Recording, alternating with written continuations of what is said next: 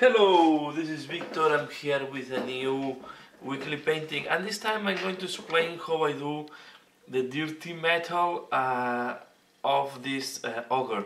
So I will do different tutorials on this ogre each week, although I will paint them at the same time.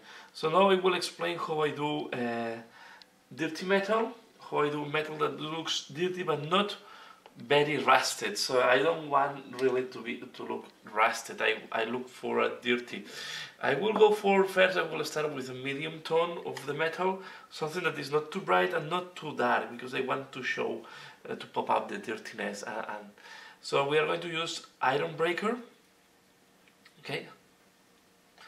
There will be parts that I will not explain on this ogre because repetition. So the base colors and everything that I use are the same that in my my ball team. So I have applied black on all the parts that we want to apply the metallic, and now I'm going to apply what's called this iron breaker, and also on the chain mail. So we are going to apply this on the chain mail. I go without applying too much pressure, just to pop up the rings. So you just want to go very soft. Don't worry if you cover some of the holes, we are going to correct this later on. Okay. So I will apply this. I will also do the buckles of the different bells he has. Okay. And I will do also this type of things here. Although they are not prime in metal, it's not an issue. I can solve this. So I'm going to apply the iron breaker in all the parts that I want to be metallic, and I come back.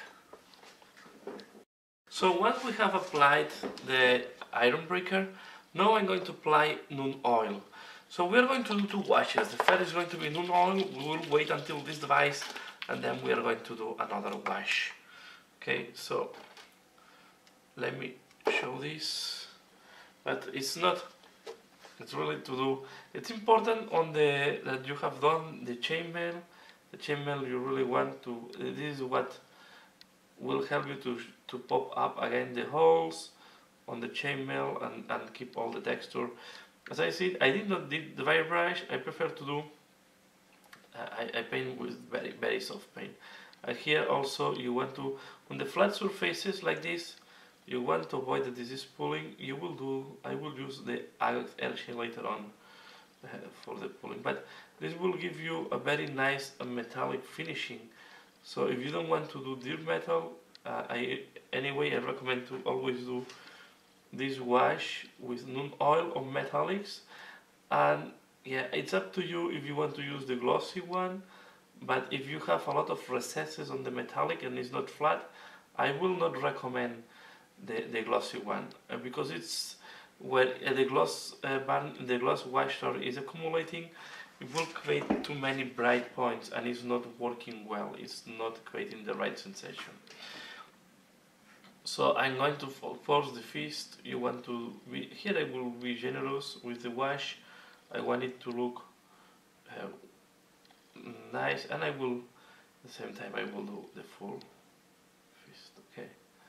So I will apply these washes on all the metallic parts, and I come back to you once it is done. Once the Nun oil have dried, the next step that we are going to do is we are going to use Aglax air shade. This will give a dirty look to the metallics. Okay, so we are going to apply this on the different metallic parts. Okay, and this will give a little bit of brownish that we want this on the metal parts, right? So we want this to look a little bit browny to make not rusted. It's more like dirtiness what you want to simulate here. The same we are going to do on, and we want to be softer than with this color. We don't want this to look brown. We just want to leave this sensation that is not new metal. Okay, especially on the shoes. On the shoes you can go a little bit heavier you want to apply this wash all over the metallic parts. When you all over the parts that you want to do weather at, okay? So I will keep doing that. I will keep applying this the aqueous air shade, this wash, and once this is done I come back.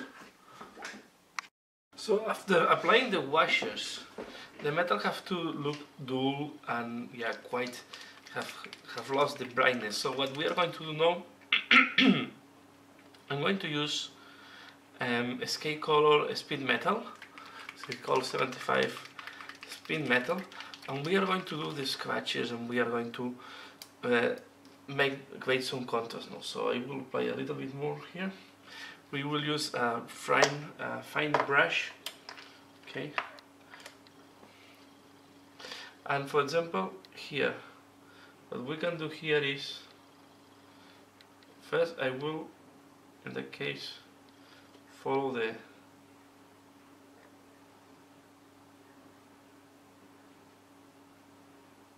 do a little bit of edge highlighting.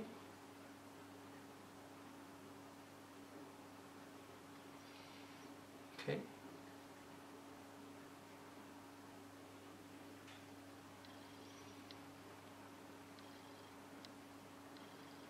Because the parts, what we have to think in the account is the parts that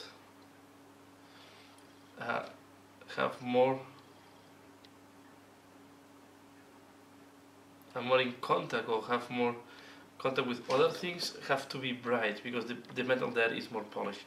Now what we are going to do is we are going to apply some like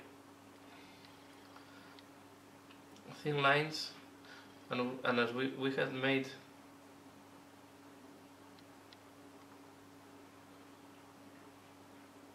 and we have applied the washes. Now the part that is scratched will look like will be more visible. So let's do it. For example, here in the knee protection, that we already have some damage on the knee protection. So first of all, I will apply next to where we have the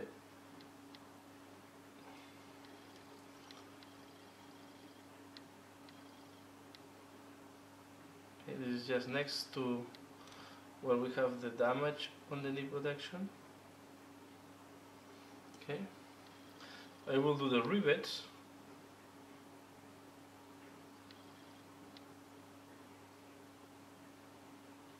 And then on the borders, we are going to do something like that.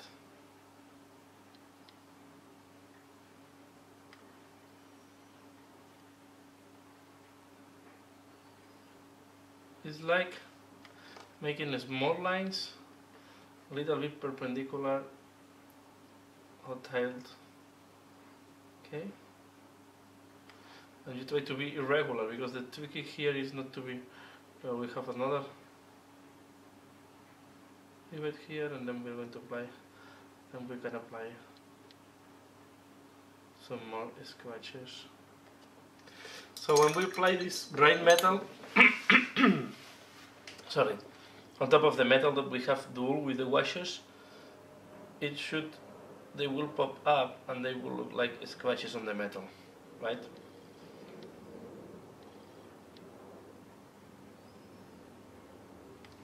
Okay, this is how to do that. Is metal that is old but is not really rusted. It's just that is battered more than rusted. Okay, so I'm going to do the same here. Okay, small lines next to where we have the edge of this metal part.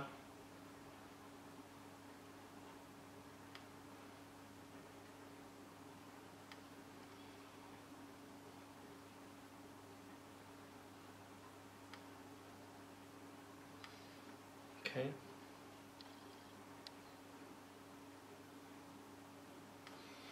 Okay, you see.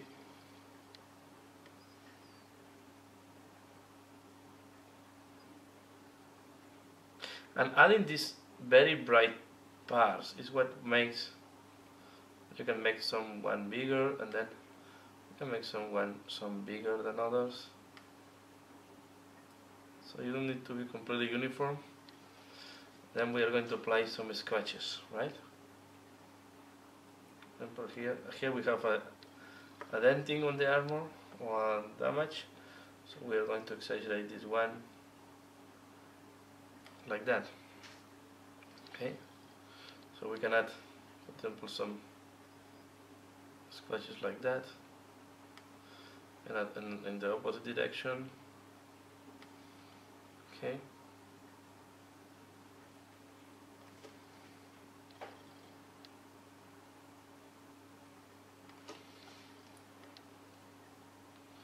So in that way the metal,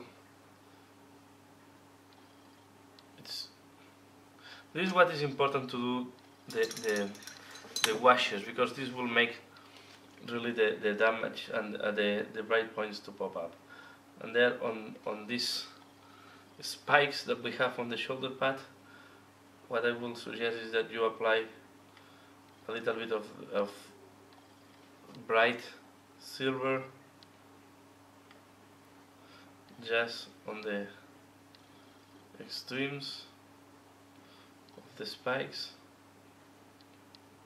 Okay, then we can add some additional scratches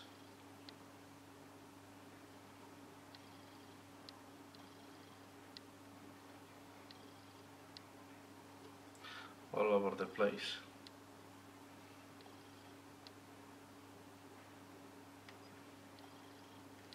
Okay, maybe I don't know how much visible will be this in video, because I guess everything is bright there, but I hope the explanation is helping. So here what I'm going to do, again, I'm doing this, the big finger of this fist,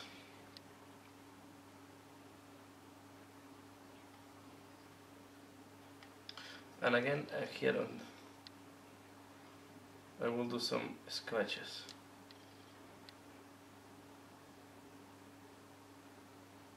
It's important to make thin lines, and the same I will do, for example, on the shoes. Okay, on the shoes here, and we are going to do the mud effects later. So first we do these scratches. Okay, we can do the same here.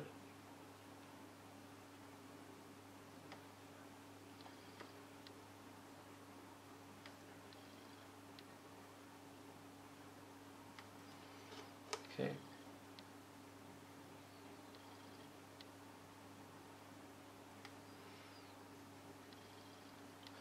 We are going to put up this type of rivets that we have there. We are going to put here.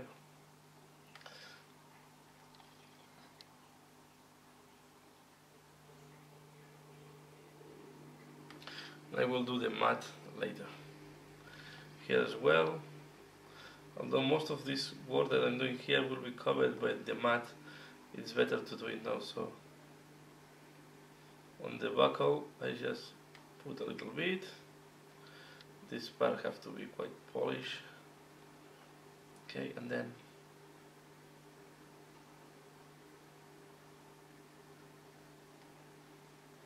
here.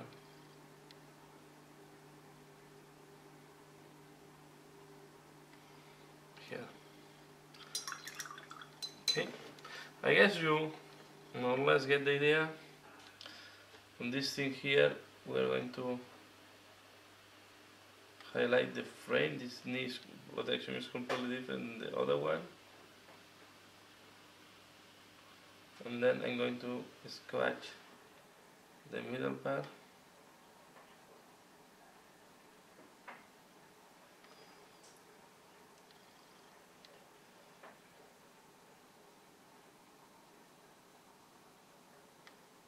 Okay.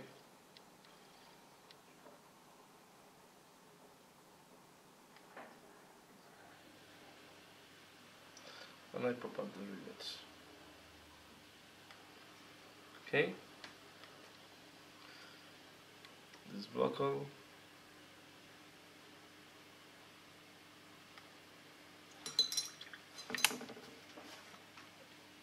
We want to. So I guess you get the idea. I will do this one as the final one, the hand. This hand protection of fist that we have here.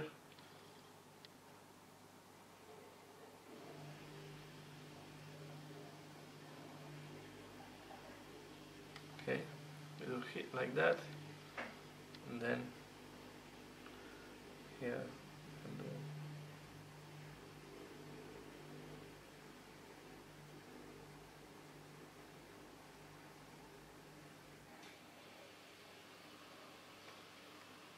Some can be more visible than others. I think the important is to be irregular.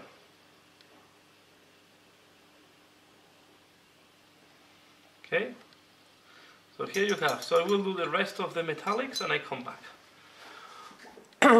So this is at the end how the metallic is looking like. Okay, you see scratches. Then here also on the knee protection. How you can see, I did also the other knee protection. It is more difficult to show. And then you can see the shoes. Okay, so here you have the back of the shoes. So they look dirty and scratch. Okay, so this is the idea. Also here the fist. I hope this you can see that.